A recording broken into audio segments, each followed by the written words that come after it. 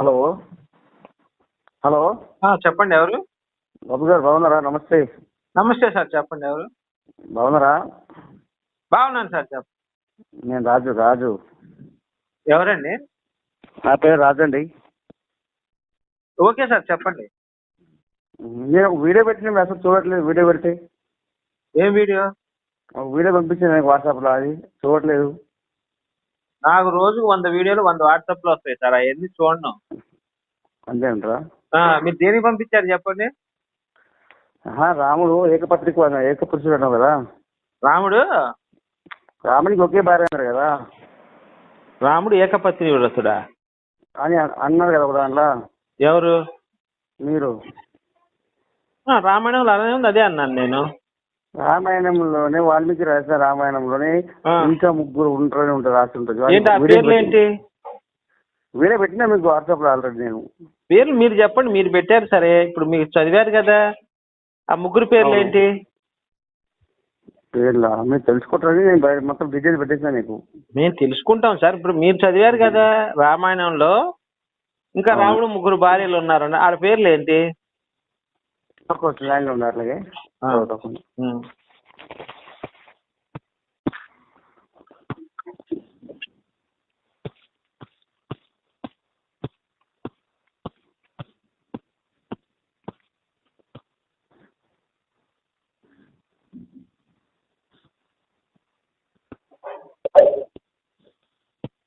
గోపి గారు, అది వాట్సాప్ లో రాసి వాట్సాప్ పెడతాను, మళ్ళీ ఫోన్ చేస్తా. ముందు పేర్లు చెప్పండి. ఇప్పుడు మీరు మీకు వాట్సాప్ పెట్టా, మీ దాంట్లో ఉంది. అవును, ఇప్పుడు మీరు ఓపెన్ చేసి చూడండి, నేను లైన్ లోనే ఉంటాను. అది ఓపెన్ చేసి మీ వాయిస్ కట్ అవుతుంది మళ్ళీ. కట్ కాదండి, మీరు లైన్ లో వాట్సాప్ ఓపెన్ చేస్తే వాయిస్ కట్ కాదండి. కాదు, మీరు వాట్సాప్ ఓపెన్ చేయండి, ఆ పేర్లు ఏందో చెప్పండి. తెలుసుకోవడం మంచిది. అందుకే మీరు చెప్పండి సార్, నేను తెలుసుకుంటాను.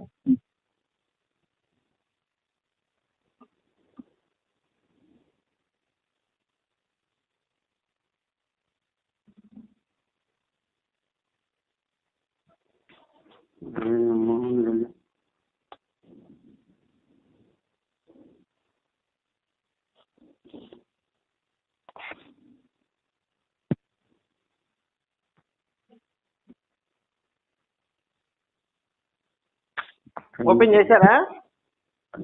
కొంచెం నెట్ స్లో అని తెలుస్తుంది. నెట్ మీరు పెట్టిందే కనపడుద్ది సార్, మళ్ళీ ఓపెన్ చేయడం ఎందుకు దానికి? ఏం సార్ ఆల్రెడీ మీరు నాకు పెట్టారు కదా. అవును సార్. మరి పెట్టినాడు కనపడుద్ది, మళ్ళీ లోడ్ అవటం ఎందుకు అది? అదే సరే ఓపెన్ చేస్తున్నా. ఓపెన్ చేస్తున్నా సార్ ఆల్రెడీ మీరు ఓపెన్ చేసి నాకు పంపించింది, మళ్ళీ ఓపెన్ చేయక్కర్లేదు, కనపడుతుంది. చక్రం తిరుగుతుంది. నా నెట్ వాడతా, నేను ఎక్కువ వాడతా నెట్. మీరు ఎంతైనా వాడండి, అది కనపడుద్ది కదా. ఓకే ఒకసారి మీరు ఓపెన్ చేయండి కదా మీరు. సార్ నా వాట్సాప్ కొన్ని వందలు వస్తాయి రోజుకి. అలా అంటారా? నా వాట్సాప్ ఏందనుకున్నారు, మామూలుగా ఉండదు. అవును, ఎప్పుడు బిజీ ఉన్నట్టు.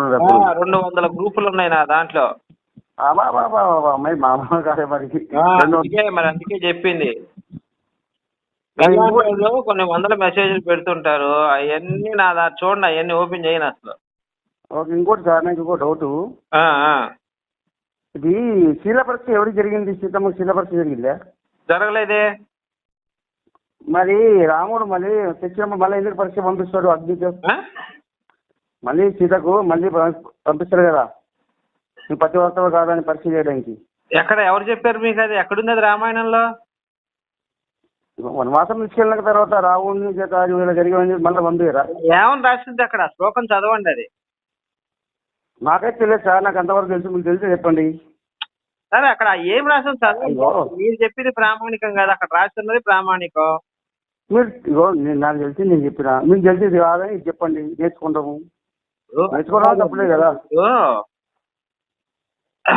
నేను ఇప్పుడు మీకు ఏం చెప్తాను, మీదే కదా వాట్సాప్ లో పిల్లోడు కళ్ళజోడు పెట్టుకున్నాడు, అదేనా? ఇక్కడ ఏం లేవు దీంట్లో, యూట్యూబ్ లింకులు ఉన్నాయి.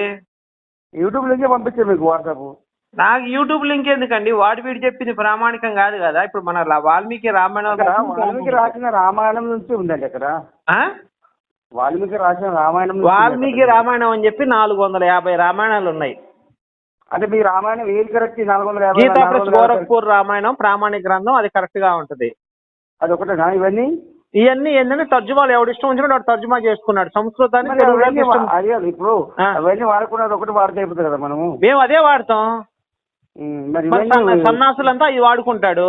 ఎవడి సన్నాసి అయితే వాడు కల్పిత ఏది ఉంటే అది వాడుకుంటాడు. క్రిస్టియన్ ఉన్నాడు అనుకో, వాడికి సన్నాసి కాబట్టి వాడికి దాంట్లో తప్పుగా ఉన్నది తీసుకొని వాడు చదువుకుంటాడు. ఇది ప్రామాణికం, మేము ఇది చదువుకుంటాం.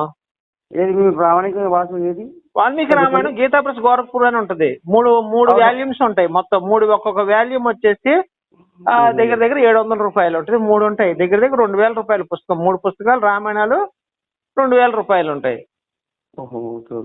అట్లా నాకు డౌట్ వచ్చింది. మరి ఏంటి మీరు అలా అన్నారు? ఈ బుక్ లో ఏదో ఉంది మళ్ళీ రామాయణంలో అంటే చెబుతుంది చెప్పట్లా. 450 రామాయణాలు. ఇప్పుడు ఈ పేరేంటి?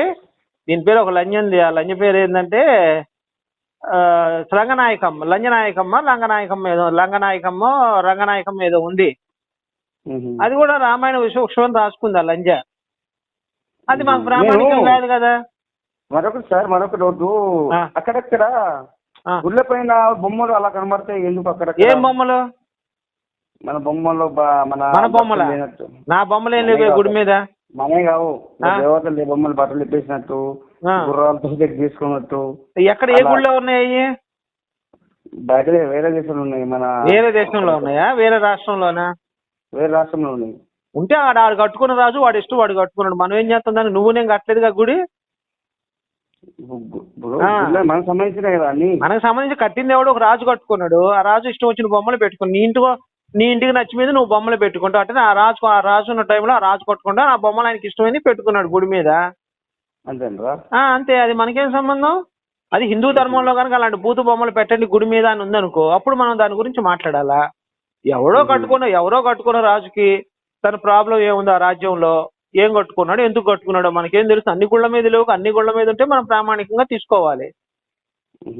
కరెక్టే కదా నేను చెప్పింది? ఇప్పుడు అన్ని గుడి సంబంధం లేదు. ఎవడి ఇష్టం వచ్చినట్టు సంస్కృతం. ఇప్పుడు వాల్మీకి రామాయణం ఒక్కటే, దాన్ని సంస్కృతంలో ఉంటది. దాన్ని తర్జుమా చేసేటప్పుడు దాని తెలుగు అర్థం ఎవడి ఇష్టం వచ్చినట్టు వాడు తర్జుమా చేసుకున్నాడు. అంటే ఎవరికి ఎలా అర్థమైతే అలాగా. ఇప్పుడు ట్రంక్ ఉందనుకో, ఇంగ్లీష్ లో చెట్టు తొండమని, ఏనుగు తొండమని వస్తుంది, చెట్టు కొమ్మని వస్తుంది. అలా దాని సందర్భాన్ని బట్టి రాసుకున్నారు అక్కడ. అలా సంస్కృతంలో ఒక్క పదానికి 23 అర్థాలు ఉంటాయి ఒక అక్షరానికి. అందుకని అది ప్రామాణికం కాదు కదా. అందుకని ఎవడు ఇష్టం వచ్చినప్పుడు రాసుకుని అవన్నీ ప్రామాణికం కాదు. వాల్మీకి రామాయణం రాసిందే ప్రామాణికం. అందులో వాల్మీకి గీతా ప్లస్ గోరఖ్పూర్ వాళ్ళు అనువదించిందే రామాయణం ప్రామాణికం మనకి. ఇప్పుడు ఫస్ట్ ఏది వచ్చింది? గీతాపురం కోసం రామాయణం వచ్చిందా, వాల్మీకి రామాయణం వచ్చిందా? వాల్మీకి రామాయణమే గీతా ప్లస్ గోరఖ్పూర్ వాళ్ళు ముద్రించారు. ఫస్ట్ ఏది ముద్రించబడ్డది? ఫస్ట్ ఏది ముద్రింపబడ్డది? ముద్రించిన దాన్నే వీళ్ళు ముద్రిస్తున్నారు. ఫస్ట్ ఉన్న దాన్ని వీళ్ళు ముద్రిస్తున్నారు. వీళ్ళు గీతా ప్లస్ గోరఖ్పూర్ వాళ్ళు ఫస్ట్ నుంచి ఉన్న రామాయణాన్ని ముద్రిస్తున్నారు వాళ్ళు. అదే ఫస్ట్ ఏముందో అవన్నీ తీసేసి మంచిగా అది ఇస్తారా? వాల్మీకి రామాయణం రాసింది సంస్కృతం, దాన్ని తర్జుమా చేసింది అదే ముద్రిస్తున్నారు. అట్లా. ఇందుకే రాముడు 3 భార్యలు ఉన్నారని ఎవరు చెప్పారు మీకు?